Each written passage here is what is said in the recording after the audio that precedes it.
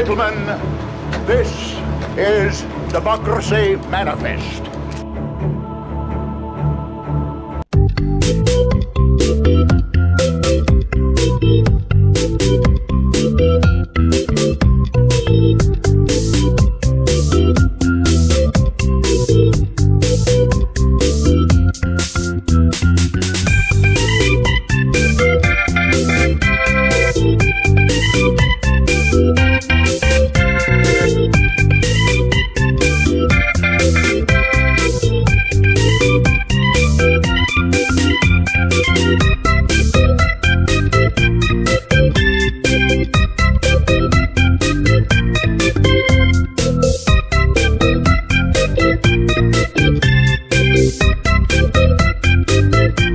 Can I have some money?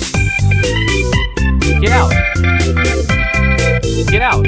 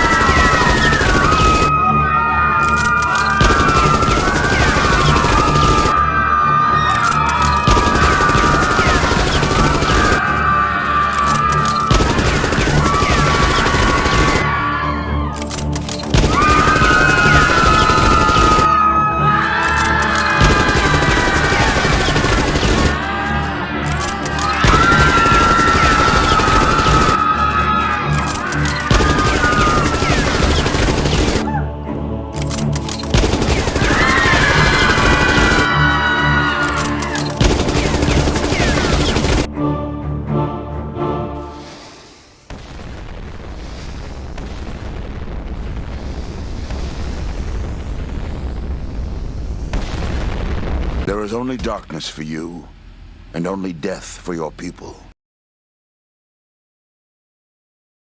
We will sail to 1 billion worlds. Is that what you've done with your free will, boy? Don't you lecture me with your $30 haircut!